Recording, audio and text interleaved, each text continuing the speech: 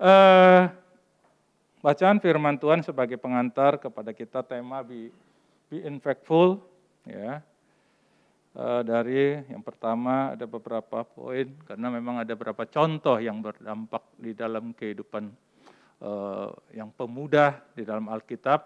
Ya, nanti kita akan melihat beberapa contoh, yaitu pemuda-pemuda yang benar-benar membawa dampak dalam kehidupan mereka bagi orang lain.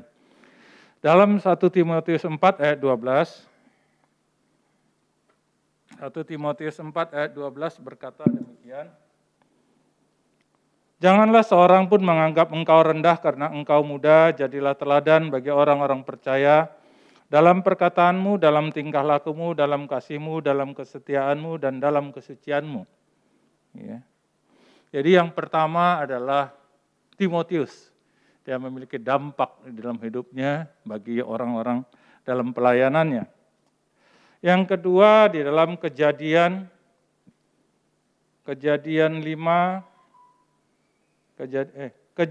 39 ayatnya 1 sampai 6. Kejadian 39 pasti Bapak kita semua udah tahu siapa dia. Kejadian 39 ayat 1 sampai 6. Namun demikian ada lagi nanti 21 sampai 23.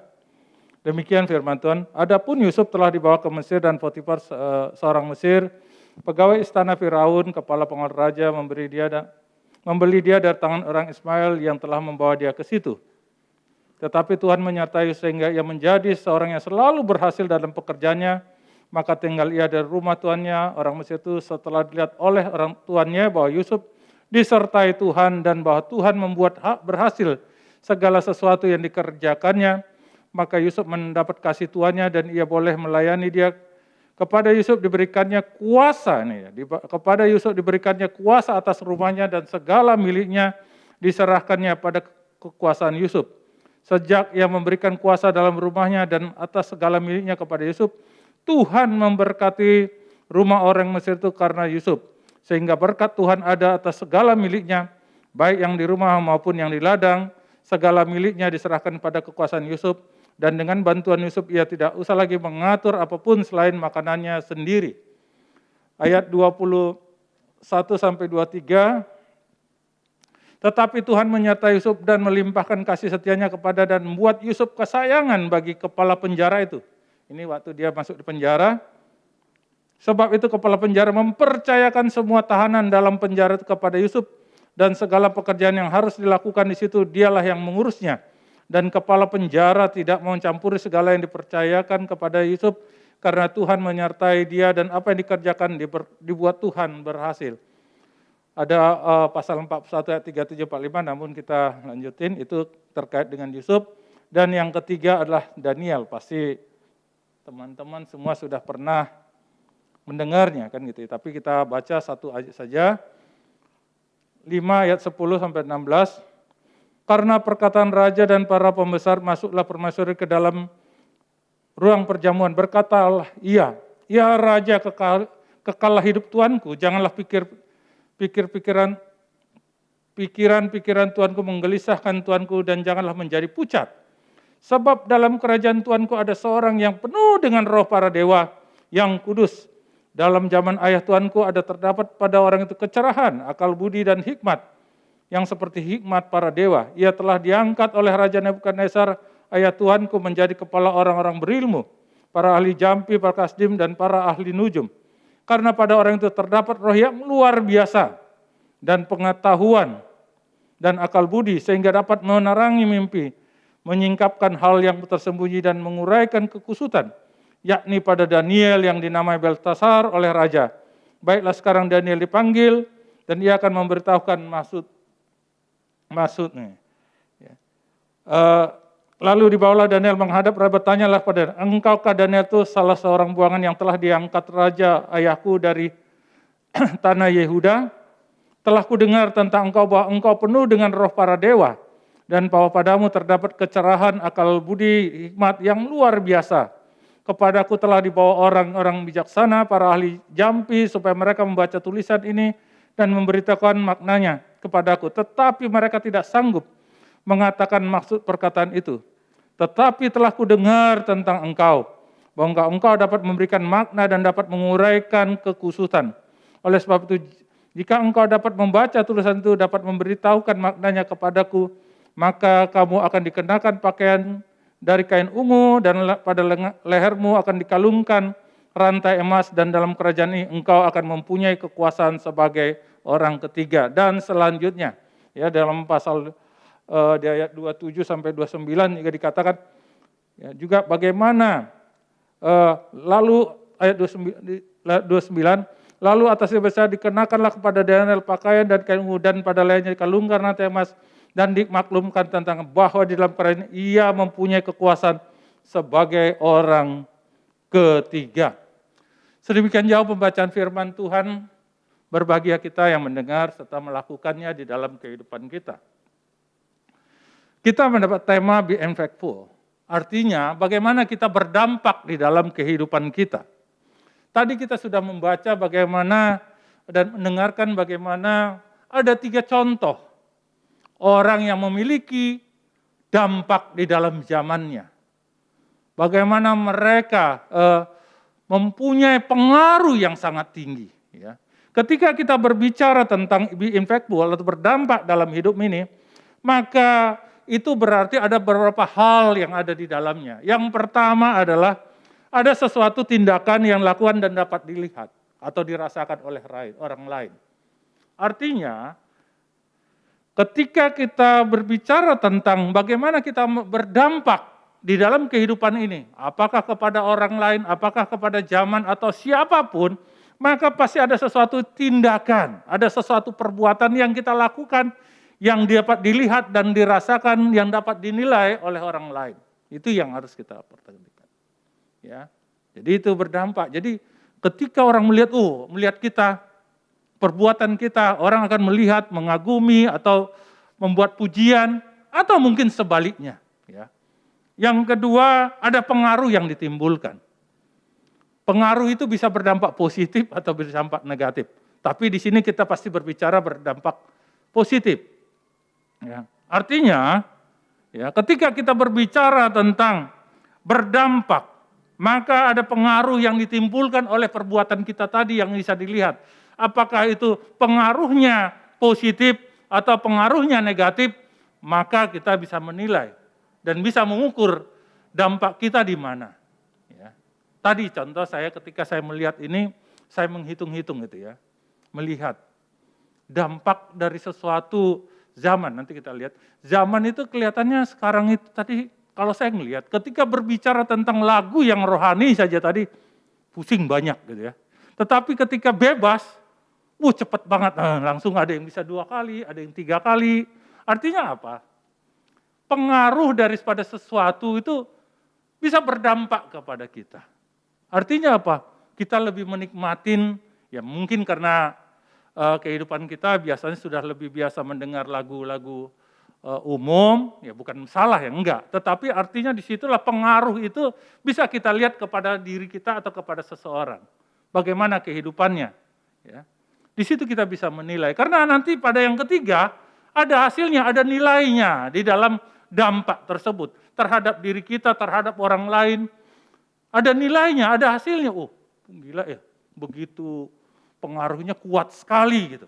Sampai orang yang tadinya mungkin orang tertutup bisa terbuka, orang yang tadinya mungkin baik bisa menjadi jelek, bisa yang tadinya rajin beribadah tidak rajin beribadah. Jadi bisa, itu ada hasilnya yang kelihatan. Jadi ketika kita berbicara untuk mengukur berdampakkah saya, itu bisa kita lihat. Ya, di dalam kehidupan kita, ya, sebelumnya saya tidak tetapi akhirnya saya ambil di dalam Amsal karena terkaitan pemuda, bagaimana membandingkan dampak bukan hanya kepada orang lain, mungkin dalam keluarga pun bisa lihat. Di dampaknya apa? Ketika dikatakan anak yang bebal akan membuat orang tua sedih, membuat orang tua menjadi berduka, tetapi anak yang baik kata itu membawa sukacita. Ya, anak yang bahkan orang yang berbuat baik akan menjadi disukai, tetapi orang yang tidak berbuat baik akan dibenci. Jadi ada sesuatu hasil daripada dampak atau pengaruh yang kita timbulkan. Di mana kita? Jadi di lingkungan itu bukan hanya kita lihat luar saja, mungkin di dalam keluarga kita. Bagaimana hidup kita, ada nggak dampaknya? Ya bisa, mungkin ada dampaknya. Dampaknya itu tadi, mereka semakin membenci kita, semakin memusuhi kita, atau sebaliknya semakin orang itu menyenangkan kita, senang kepada kita, atau malahan dia malah menjauh dari kita. Karena itu kita bisa melihat, kita mengukur, dan kita siapapun kita pasti kita bisa berdampak dalam hidup ini, ya pasti dimanapun. Kalau saya dulu, ketika saya masih kuliah, ya saya itu sebenarnya dipengaruhi oleh, ya memang awalnya gitu ya. Saya dulunya masih plan lah istilahnya. Tapi ketika saya senang sama, karena sudah dewasa semua, masih ada juga yang masih anak-anak, masih remaja sebenarnya. Ya, Rasel remaja ya, udah dewasa juga. Artinya gini, ketika saya senang sama seseorang wanita dulu, suka, bukan yang istri sekarang, saya waktu itu melihat bagaimana perempuan ini orang persekutuan, rajin, persekutuan segala macam. Akhirnya yang tadinya saya di kampus itu, tahulah ya kampus, mungkin yang dekat sini kan tahu kampus kan ya. Itu zaman saya tuh di ada kadangkala di kantinnya, kadangkala ada tempat itu yang namanya main judi, main apa itu banyak sekali. Saya biasanya ikutan nih, kadangkala ikut-ikutan. Tapi ketika saya melihat seorang wanita ya, waktu itu saya naksir lah istilahnya. Wah, bagaimana akhirnya pengaruhnya dia sangat besar bagi saya. Kenapa? Mau tidak mau saya harus, ketika saya mau mendekati dia, karena orang persekutuan, mau tidak mau saya, tapi dia bukan sekedar itu saja, bukan gara-gara persekutuan saya, tidak, tetapi memang tingkah lakunya, hidupnya, bisa membuat daya tarik, pengaruh yang sangat signifikan ke dalam diri saya. Karena di samping cantik, apanya juga, attitude-nya, sikapnya, ataupun perbuatannya, menyenangkan gitu. Sehingga bisa mempengaruhi ketika akhirnya, ketika orang lain yang biasanya saya kok udah berubah sekarang? Katanya, ya ada sesuatu. Katanya. Orang mungkin ya pasti udah tahu, karena pengaruh dia sana. Tapi saya nggak mempedulikan itu. Tetapi yang jelas di sini, dia memiliki dampak atau pengaruh bagi saya. Yang walaupun saya tidak memiliki dia sekarang, tetapi paling tidak itu dasarnya orang tersebut benar-benar menjadi orang yang berdampak bagi saya. Artinya orang yang membawa pengaruh yang positif, yang membawa perubahan ke arah yang baik kepada saya. Dan itulah sebenarnya kerinduan kita. Maka ketika itu saya mengatakan ada anak-anak rohani dulu, ada adik-adik rohani, kamu mau berdampak enggak? Gitu. Ketika saya melihat orang adik-adik rohani, nilainya lebih rendah daripada teman-teman yang lain, saya bilang, bagaimana kamu berdampak? Enggak akan mungkin bisa. Bukan berarti kamu harus lebih pintar tidak, tapi pasti ukur orang, ada ukuran yang harus diukur bagaimana kita bisa mempengaruhi orang. Ya, bukan sekedar pintar sekali gitu, tidak, tetapi paling tidak bagaimana anak Tuhan pun harus rajin, harus bernilai, kuliahnya baik, ngerjain tugas baik, nilainya juga baik, perilakunya baik, dan itu akan membawa dampak. Sekalipun mungkin kenyataan dilihat orang tidak, tetapi faktanya pasti ada.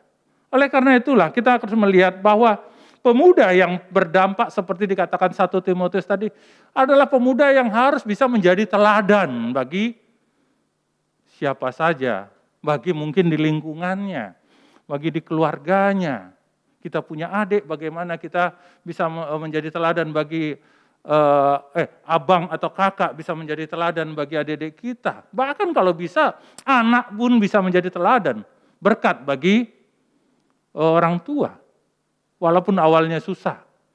Ya, ketika saya mulai berubah dulu waktu itu, Ya susah merubah orang. Ketika saya menjadi orang baik, orang atau rajin menjadi persekutuan, bahkan rajin baca Alkitab, di orang Batak mungkin Pak Gelen, Pak Pendeta tahu gitu ya. Biasanya, oh bibeloko katanya kan gitu ya. Iya, semakin kita kelihatannya bukan malahan pujian yang datang kadang awalnya. Malahan bibelonko artinya, soal kitab kau katanya gitu. Itu yang saya rasakan waktu awalnya. Tetapi belakangan mereka sadar kita bukan menghakimi mereka. Kadang-kadang yang membuat orang itu adalah benci, sekalipun kita seakan rohani, tetapi ketika suka menghakimi, suka menilai, suka menggurui, suka merasa lebih baik, itulah pasti akhirnya membuat bukan orang itu malah senang, malah pasti membenci. Ya, pasti. Ada beberapa dekat rumah gitu bapaknya ngomong sama saya, itu padahal anaknya itu rajin persekutuan, tetapi orang tuanya malah menjadi nggak senang dengan anaknya. Karena apa? Terlalu menggurui orang tuanya, terlalu dalam konteks menasehatin yang berlebihan kepada orang tuanya, malah akhirnya apa? Pengaruhnya bukan malah menjadi pengaruh yang baik, malah pengaruh yang negatif. Artinya dampaknya yang negatif. Karena orang tuanya akhirnya jadi benci. Karena terlalu menghakimi kadang-kala karena memang ya tadi orang tuanya mungkin mempunyai sifat yang tidak beres, tidak benar. Tetapi akhirnya apa? Ya, suka menjadi menghakimi yang tadinya ayah itu harus didengar. Bukan berarti orang tua tidak bisa, saya percaya orang tua itu bisa diberikan pengertian, bisa. Tetapi kadang-kala caranya yang menjadi salah. Kita seperti penghakim gitu. Kalau kita lihat orang tua kita kurang beres, kurang benar, langsung kita menghakimi. Seperti kita adalah seorang hakim atau seperti Allah, sehingga akhirnya apa? Bukan. Tetapi harusnya kita memang menjadi teladan. Dalam perkataan, dalam perbuatan, dalam tingkah laku katanya. Itulah yang pemuda yang berdampak. Jika ada sesuatu teladan yang keluar, yang muncul dari dalam yang bisa dilihat dan akhirnya membawa hasil kepada orang lain. Ada pengaruh. Ya. Kita harus lakukan. Jadi itu bukan sesuatu yang awang-awang, tidak. Kita pemuda pasti ya. Kalau kita bekerja dengan baik, di rumah membantu orang dengan baik, belajar sebagai sebagai anak, belajar dengan baik dengan tekun, pasti orang tua akan senang melihat kita. Ya, ketika saya melihat ya, ini anak dulu, saya sedih ketika melihat anak saya dulu waktu awal-awal bagaimana tiada hari tanpa belajar. Ya Senin setelah sampai Minggu, kedua ada privatnya, kadang-kala berangkat pagi pulang malam. Tetapi bagi saya dia memiliki dampak bagi saya apa? Anak aja bisa bertanggung jawab dalam mengelola hidupnya, sehingga dia bisa menjadi anak yang baik, bisa mengatur waktunya. Saya harusnya bisa juga. Orang tua juga harus bisa, adik-adik juga bisa. Itu yang menjadi dampak. Ada sesuatu yang mungkin diteladani dari orang itu. Oleh karena itulah, ketika kita berbicara tentang pemuda yang menjadi teladan itu, maka harus ada tindakan atau perbuatan atau kelakuan yang kelihatan, bukan sekedar omdo, ya, bukan hanya bukan hanya bicara saja, bukan hanya mengajar saja, bukan hanya sekedar hanya ngomong doang, kan gitu ya. Kadang-kala kami ini, saya orang tua, saya kadang-kala pelayanan Pak Pendeta, kadang-kala memang pintar, tetapi kadang-kala kami dihakimi oleh perbuatan kami gitu. Omong kami mungkin benar, tapi perbuatan kami malah menjadi batu sandungan gitu. Itu yang harus kami juga jaga. Oleh karena tindakan dan perbuatan, karena bukan hanya sekedar kata-kata, memiliki peran dan pengaruh di mana dia berada. Tadi dikatakan Yusuf, Daniel, dan Timotius di mana mereka berada, mereka memiliki peran dan memulai pengaruh di mana berada. Kalau kita mau berdampak, di mana kita ada, kita harus bisa berperan dan kita bisa berpengaruh di sananya. Itulah pemuda yang berdampak. Ya. Kalau tidak ada pengaruh, tidak ada peran kita, ya di mana kita berada, ya mungkin ya kita mau katakan be impactful ya nggak ada artinya gitu. Setiap orang pasti akan ada memiliki dampak. Tadi apakah baik, apakah tidak, atau besar atau kecil, pasti ada dampaknya. Kadang-kala gini, orang tua sering mengatakan, tiru kakakmu, tiru abangmu. Tapi hati-hati juga orang tua gara-gara suka membanding-bandingkan, akhirnya malahan fatal kan gitu ya. Seakan-akan orang tua itu hanya memuji-muji yang satu, akhirnya meremehkan yang lain gitu. Tidak. Tapi paling tidak, bagaimana anak bisa juga menjadi dampak, menjadi suatu yang dipanut. Karena ada pengaruh yang dia keluarkan, yang dia timbulkan terhadap adik-adiknya, karena dalam dirinya. Dan yang ketiga, kalau kita berbicara ada pemuda yang berdampak, maka pasti harus ada kelebihan dalam hidupnya. Kelebihan dalam hidupnya itu bukan sekedar hanya pengetahuan, mungkin sikapnya, mungkin tata bicaranya, mungkin bagaimana bersosialisasinya. Yang jelas ada pengaruh. Ya. Jadi ada kelebihan, baik dalam kualitasnya, integritasnya, intelektualnya, kelakuan hidupnya, yang dapat dilihat. Jadi banyak hal yang bisa kita timbulkan, kita bisa menjadi berdampak di dalam lingkungan kita, di mana kita berada, baik itu besar atau kecil, karena ada kualitas yang baik, ya. Tadi saya katakan berdampak bisa itu juga dengan yang negatif. Artinya mempengaruhi orang yang tadinya udah orang itu baik, jadi orang jahat. Karena apa? Karena kita, itu juga bisa. Itu pengaruh, tetapi itu dampak negatif. Tetapi kalau dalam anak Tuhan pasti kita tidak membuat orang demikian. Tapi kita ingin orang itu berdampak positif. Ya. Oleh karena itu ketika kita berbicara tadi yang kedua, tadi kalau harus menjadi teladan, maka pemuda yang berdampak, supaya bisa berdampak, dia harus mengenal zamannya. Ya. Di mana sekarang ini? Zaman apa sekarang? Bagaimana lingkungannya? Dia harus mengenal. Ya, jangan sampai gampang malah terpengaruh. Kita harus mempengaruhi, tetapi akhirnya kita dipengaruhi. Kebalikannya. Karena itu kita harus mengenal dan memahami di mana lingkungan kita, di mana keberadaan kita. Ya. Sehingga kita apa? Kita memiliki senjata atau memiliki sesuatu kekuatan untuk menghadapi. Ya. Pemuda yang mempunyai pengaruh. Sehingga dia mempunyai pengaruh yang positif baginya. Orang yang saya udah berapa kali membaca buku, tadi saya bawa itu Pemuda dan Krisis Zaman. Di situ dikatakan bagaimana integritas, bagaimana kualitas, itu harus muncul. Ya.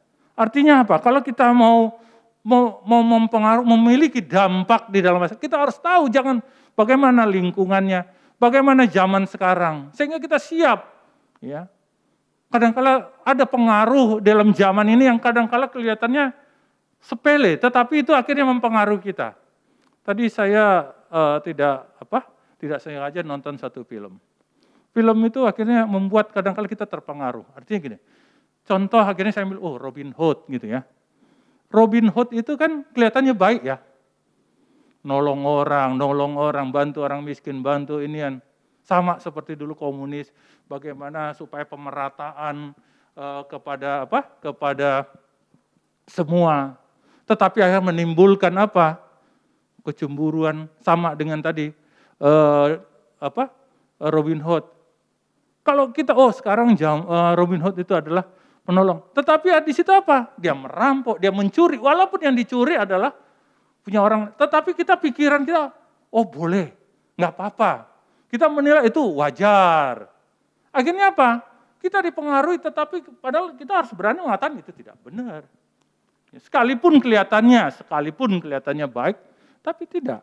Oleh karena itu kita harus melihat, mengenal zaman. Sekarang ini, kadang-kadang zaman ini membuat sekarang itu udah biasa. Itu lumrah, itu wajar. Tetapi itu tadi nanti kita ada yang ketiga itulah, kita bagaimana tetap memiliki identitas kita, nanti singgung, bahwa kalau kita tahu identitas kita siapa, mempunyai integritas, tahu siapa diri kita, maka pasti yang itu pun bisa kita nilai zaman, ini kelihatannya baik, tapi sebenarnya tidak baik. Kelihatannya benar, tetapi tidak benar. Karena ada sesuatu yang pertentangan di baliknya. Ya. Oleh karena itu ketika pemuda yang berdampak, bukan saja menjadi teladan, dia juga harus mengenal zamannya, dan dia harus menggunakan dan menghargai kesempatan atau peluang yang ada. seorang pemuda yang berdampak, maka pasti harus ada menggunakan peluang yang dia di zamannya itu. Sehingga dia mempunyai pengaruh. Bukan saja itu saja, bagaimana pemuda juga harus berusaha meningkatkan kualitas untuk dapat, ya tadi, melebihi, mengungguli, bersaing dengan orang. Pemuda yang berdampak, pasti dia akan bersaing. Bersaing dalam hal positif. Ya. Kalau kita kalah terus, bukan dalam arti pintaran, tidak, pasti dalam kelakuan, dalam sifat, dalam apa segala macam. Ya apa gunanya kita biasa-biasa saja, kalau kita berbicara berdampak ya pasti ada perbandingan yang ada suatu persaingan. Ya, yang mungkin kelihatannya zamannya begini, tetapi padahal itu kita harus lebih. Istilahnya Pak Tong di dalam zaman itu ada orang bisa mengenal zaman, ada dipengaruhi zaman, tetapi ada orang yang mempengaruhi zaman. Kenapa? Dia bersaing, dia tahu zamannya begini, dia lebih dari situ. Sehingga apa? Orang menilai, dia punya dampak pengaruh. Karena itu juga pemuda yang berdampak juga harus memiliki kelebihan, tadi sudah dikatakan. Bahkan pemuda yang berdampak, dia harus berani berjuang, rela berjuang, kerja keras, dan berkorban demi prinsip yang dia miliki. Itu harus dia tanamkan. Tadi kita lihat bagaimana Yusuf memiliki prinsip, tidak mau kompromi, tidak mau sekarang zamannya udah begini ya kita harus ikutin. Oh tidak, berani memiliki prinsip karena tadi seorang pemuda yang memiliki dampak pasti dia memiliki prinsip, ya. Dia pasti memiliki sesuatu pegangan di dalam hidupnya. Ini yang benar dan dia selalu pegang itu. Bahkan rela untuk berkorban demi prinsipnya. Itu orang benar, orang yang berdampak. Kita lihat tadi saya kasih contoh bagaimana mungkin Daniel ketika mereka memiliki prinsip takut sama Tuhan, hanya percaya kepada Tuhan, sekalipun ancaman ya mungkin dia harus hadapi. Ya. Pemuda juga demikian. Ya. Ketika mungkin di kampus gitu, saya pernah ketika masih kuliah, saya iseng dulu. Waktu itu iseng, ada orang katakan orang pintar. Ranking satunya memang. Tetapi saya penasaran kok ini orang pintar ya. Akhirnya saya ujian itu di depannya dia gitu. Saya juga termasuk lumayan lah gitu ya. Duduk depannya, saya kenapa nih orang? Wah benar, rupanya dia pintar itu, rupanya kalau istilahnya Ibu Dorothy Imax itu, jutek, maju dengan nyontek gitu kan gitu ya. Itu istilah-istilah Dorothy itu kan singkatan. Jutek, maju dengan nyontek. Benar ketika saya melihat, ini orang pintar, dianggap hebat, tetapi kok sukanya nyontek gitu. Memang benar dapat nilai. Yang ditaruh di kadang-kala di catatan-catatan, buka buku, bahkan meletakkan di dalam banyak strategi. Memang orang-orang yang tidak takut sama Tuhan, orang-orang pintar juga, memiliki strategi juga, pintar-pintar. Saya ingat mudah-mudahan di sini enggak ya. Dulu saya ngelihat masih ada itu orang mahasiswa, namanya mahasiswa kan ngerokok kan gitu ya. Pura-pura rokoknya itu diginiin kan. Rokok kan gini, pegang-pegang gitu kan. Saya pura-pura ambil pikir, tak taunya apa? Di sini aja, kan biasa rokok itu ada plastiknya ya. Plastiknya itu ya tidak masukin itu kertas. Di dalam bisa baca, dikira orang kan ngerokok gitu kan. Oh, jadi orang apa itu pintar. Dan kita juga harus lebih pintar dari mereka kan gitu. Makanya Paulus mengingati Timotius kita harus juga lebih pintar. Bukan berarti ya kita harus bisa mengunggulin. Kalau bisa mengungguli harusnya orang Kristen menguasai semuanya. Enggak juga. Tuhan izinkan juga orang di luar orang percaya bisa jadi ini. Ya. Karena itulah ketika kita mau berdampak, maka kita harus berani juga berjuang. Rela berkorban demi prinsip karena kita punya prinsip. Dan bahkan kita harus memiliki tangguh untuk berani menghadapi tantangan. Kalau orang mau berdampak, bukan lari dari tantangan, dia harus menghadapi tantangan. Ya, saya dulu memang bukan hal yang mudah ya, susah memang susah. Kalau kita mau melihat berdampak, sekitar kita begini, waduh repot sekali ya. Akhirnya kadang-kala kita bisa kompromi sebaliknya. Tetapi kalau ya itu tadi, kalau mau akhirnya apa? Kita mengikut arus. Tetapi ketika kita mau berdampak, yang harus kita melawan arus. Karena memang ya tadi zamannya udah begini. Kita harus bisa menilai berpatokan apa. Nanti kita lihat bahwa orang yang berdampak pasti di dalamnya dia memiliki, tadi saya katakan, memiliki fondasi atau prinsip yang kuat. Dan dia karena itu ada punya prinsip dan dia berani tidak kompromi karena bertentangan dengan prinsipnya. Ya. Karena itu kita juga sebagai pemuda bagaimana kita berani berbeda tetapi sesuai dengan kebenaran. Ya, berani tampil beda katanya. Tetapi sesuai dengan kebenaran, tetapi bukan berarti kita juga merasa jauh dari orang. Ya. Dan bagaimana? Kenapa kita sebenarnya harus berdampak? Tadi sudah dijelaskan. Beberapa ayat dalam Alkitab jelas. Ada dikatakan mengapa kita harus memiliki dampak. Ya, karena itu adalah perintah Tuhan. Itu merupakan sesuatu yang diharuskan, diwajibkan Tuhan. Kita harus jadi berkat, kita harus jadi terang, kita harus jadi teladan, kita harus cahaya yang harus menyinari. Dan memang itu perintah. Jadi be impactful ini bukan berarti sesuatu, gini. Tidak, memang itu suatu kewajiban. Sesuatu yang harus kita tahu di dalam siapapun kita sebagai orang percaya, khususnya pemuda. Cuma kapasitasnya yang berbeda. Saya sebagai orang tua, sebagai ayah, sebagai kepala keluarga, ya mau tidak mau saya harus berdampak kepada anak saya. Sebagai suami, saya harus berdampak kepada istri saya. Ya, sebagai anak, dia juga bisa berdampak kepada yang lain. Karena itu adalah perintah, itu suatu keharusan. Dan dua, karena memang dunia ini butuh cahaya. Ya, zaman ini istilahnya dari zaman bengkok katanya. Di mana zaman bengkok berarti ya tidak tahu lagi mana yang baik, mana yang benar. Ya, kita harus bisa menjadi cahaya yang bagaimana bisa menerangin. Karena ini apa? Sudah zaman bengkok, sudah banyak dosa, di mana dunia ini sudah dikuasai dosa, dan kitalah yang menjadi berdampak supaya kita mempengaruhi sehingga bisa mengarahkan mereka kembali. Walaupun ya itu lingkupnya, tingkatannya yang berbeda. Ya.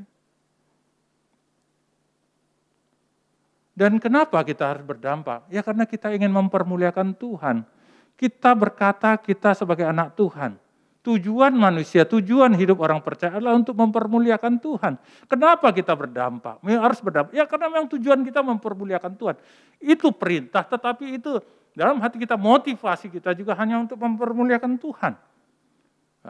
Dan bukan saja itu saja, kita ingin sebagai orang percaya itu menghasilkan buah. Dari apa? Dari kita, pengaruh kita, dari hidup kita. Ada yang kita bawa ketika suatu saat kita datang kepada Tuhan. Pasti ada apa yang sudah kita berikan kepada Tuhan. Ya kita melihat pengaruh kita itu sangat besar, pengaruh kita itu ada di dalam zaman kita, di dalam kehidupan kita. Jangan sampai tidak ada. Paling tidak, saya sering renungkan ya. Selalu saya kadang-kala memikirkan, dan itu malahan membuat saya menjadi agak takut gitu. Takut apa? Ketika sebagai orang percaya, karena ya mungkin karena doktrinnya agak keras dan ketat, kadang-kala kita harus menginjili dan kita harus membawa jiwa. Dan ketika kita berhadapan dengan Tuhan, seberapa jauh jiwa yang sudah kau bawa. Itu kadang-kala membuat saya agak bingung, takut, gentar. Kadang-kala saya sudah enggak gitu, membawa jiwa. Ketika suatu saat saya berhadapan dengan Tuhan, ada enggak jiwa yang sudah saya pengaruhi, yang sudah berubah, yang sudah bisa menerima Tuhan, yang tadinya mungkin ya percaya apa-apanya, tetapi akhirnya dia bisa menerima Tuhan. Itu menggelutu, dan itu seharusnya kita juga tertanam di dalam kita, sekalipun kita pemuda. Paling tidak mungkin tadi kapasitasnya berbeda. Harus ada dampak pengaruh ketika kita berhadapan dengan suatu saat kita bangga bahwa kita ketika kita muda, kita bisa mempengaruhi orang. Bahwa kita bisa dilihat orang bahwa kita memang setia kepada Tuhan. Karena itulah ketika kita mau berbicara tentang berdampak, maka apa yang harus diperlukan? Alkitab tadi kita sudah membaca beberapa hal yang dimiliki oleh Yusuf, yang dimiliki Daniel, yang dimiliki oleh Timotius. Yang pertama dikatakan roh Tuhan ada tinggal di dalam diri mereka. Nah, itu yang artinya apa? Ketika kita ingin mau memiliki dampak, maka pasti mau tidak mau Tuhan harus beserta dengan kita. Artinya roh Tuhan tinggal di dalam kita, berarti kita harus percaya kepada Tuhan, sehingga rohnya tinggal, sehingga dia memampukan kita untuk melakukan apa yang Tuhan mau. Dan kita akhirnya mempengaruhi orang lain sesuai dengan apa yang Tuhan mau. Kan gitu. Yang kedua dikatakan bagaimana mereka itu punya setia di dalam prinsip, di dalam iman mereka. Artinya apa? Mereka kokoh di dalam iman. Sekarang ini kan sering ya di catatan sipil, isu sekarang tahu nggak apa? Yang sedang berkembang. Itu perkawinan beda agama. Waduh, itu kemarin dengan bangganya kadang-kadang mereka yang satu pakai pakaian kebesaran kekristenan, yang satu pakai kebesaran yang perempuannya pakai pakai jilbabnya, pakai jilbab lah gitu kan, dipoto walaupun itu kebanyakan Katolik kan gitu ya, yang telah mengizinkan, yang memang mereka mengizinkan perkawinan beda agama. Tetapi bukan hanya mereka saja, Kristen juga ada banyak yang mengizinkan. Dengan dasar apa? Dengan dalih apa? Hak asasi manusia. Artinya apa? Berarti banyak juga kekristenan itu dipengaruhi, bukan malah mempengaruhi sekarang. Apalagi kalau kita lihat tuh, bukan hanya itu saja, LGBT kan gitu ya. Udah biasa. Alasan apa? Itu hak asasi manusia. Ya karena dia dilahirkan dari dulu mempunyai sebagai ini, jadi dia tidak bisa, sehingga kita bisa menerima dia harus, ya kita harus menerima kan gitu. Tetapi kita harus mempunyai prinsip tadi kita. Ketika kita mau berdampak, maka kita harus tinggal dalam prinsip kita. Kita harus menerima firman itu dengan penuh keyakinan bahwa tidak itulah kebenaran seutuhnya. Dan kita tidak bisa dipengaruhi, bukan berarti kita membenci orang, ya tidak. Tapi prinsip itu yang menjadi harus dipegang. Ya, ketika ada itu, kadang-kadang kita merenung juga. Ya, berpikir kok terlalu mudahnya orang ya mengatakan nggak apa-apa kawin beda agama karena cinta nanti dan akhirnya itu mempengaruhi. Dan akhirnya itu saya katakan tadi. Dan mungkin kita bisa juga suatu saat. Tetapi saya percaya yang tadi Alkitab, ketika roh Tuhan ada pada kita, pasti kita akan memiliki prinsip yang kuat. Oleh karena ketika kita memiliki roh yang Tuhan kuat, itu berarti apa ya? Mau tidak mau kita harus memiliki persekutuan yang kuat dengan Tuhan. Seperti Daniel tadi, dia datang pagi-pagi selalu. Dan dia ketika ada apa-apa, dia selalu menghadap Tuhan, beribadah kepada Tuhan. Artinya apa? Itulah orang yang memiliki prinsip. Dia orang yang beriman, dia harus bisa rajin bersekutu dengan Tuhan. Dia 3 kali dalam sehari dia datang kepada Tuhan. Berdoa. Dia rajin membaca firman. Pertanyaannya bagaimana kita punya prinsip kalau kita sendiri aja tidak pernah membaca firman Tuhan. Ya. Kita tidak pernah membuka firman Tuhan, kita tidak pernah merenungkan firman Tuhan. Saya percaya itu tertanam dalam diri saya. Ketika, walaupun saya bilang sama anak saya, kalau kamu rajin membaca firman Tuhan, rajin merenungkan, saya percaya ketika kamu berada kemanapun, saya berani, saya rela melepaskan. Pasti karena apa? Karena dia sudah punya prinsip. Karena firman Tuhan itu bukan mati, bukan sekedar hanya bacaan, tidak. Firman Tuhan itu hidup. Dan ketika kita melakukan segala sesuatu, pasti firman itu akan menegur kita. Apa yang kita baca, apa yang kita pernah renungkan, itu akan selalu terngiang dan mempengaruhi hidup kita. Kenapa? Ya karena firman Tuhan itu hidup. Karena itulah orang yang memiliki dampak, dia harus memiliki persekutuan dengan baik dengan Tuhan, memiliki rajin membaca firman Tuhan, rajin berdoa. Ya. Dan juga dia harus berani hidup dalam didikan yang benar. Bagaimana Timotius dikatakan Paulus, karena apa? Dia selalu dididikan ibunya, neneknya yang benar, yang rajin membaca firman Tuhan. Dan itu dipegang teguh. Kalau kita mau berdampak, rajinlah. Ya, Amsal juga mengingatkan. Anak itu bisa jadi baik kalau didikan orang tuanya. Jadi kalaupun dididik dengan baik, kalau ada ajaran yang baik, pegang itu. Dan itu akan membuat kita bisa mempengaruhi orang lain, berdampak. Dan mungkin kepada anak turunan kita kelak. Ya. Jadi, karena itu, dan apalagi, bagaimana kita berdampak. Bukan saja di kita memiliki integritas dan prinsip tadi yang iman kita ada, bukan saja dia memiliki keberanian dan pengorbanan, rela berkorban demi kebenaran, tapi juga dikatakan tadi, bagaimana Yusuf, bagaimana Daniel, bagaimana Timotius ini orang-orang yang bijaksana dan orang-orang yang memiliki pengetahuan yang tinggi. Artinya apa?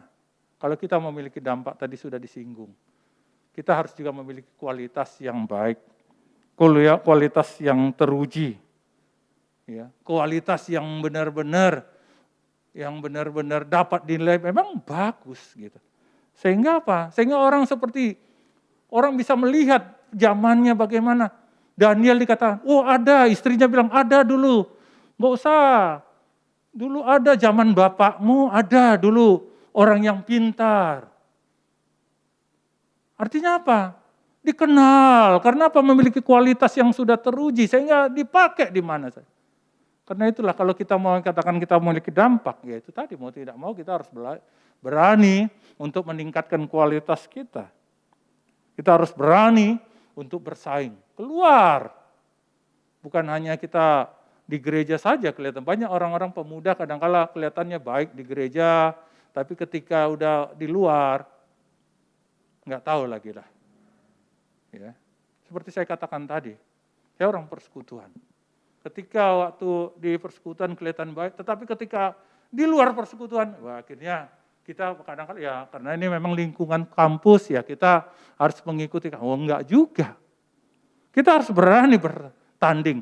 Kita harus teruji di dalam prinsip kita tadi. Karena itu biarlah firman Tuhan bagaimana kita kalau dikatakan kita be impactful atau kita memiliki dampak kepada orang, kita harus berani berbeda dengan yang lain. Karena kita harus karena kita tahu zaman ini mungkin akan mempengaruhi atau kita yang mempengaruhi. Zaman yang mempengaruhi atau kita yang mempengaruhi. Kalau mau menjadi yang berdampak, ya kita yang harus mempengaruhi. Dan pengaruh itu akan timbul karena ada prinsip di dalam diri kita yang harus kita pengaruhi, yang kita berikan kepada orang lain. Kalau nggak ada itu ya nggak ada nggak ada hasilnya. Ya, tetapi itu bukan mudah, memang bukan mudah.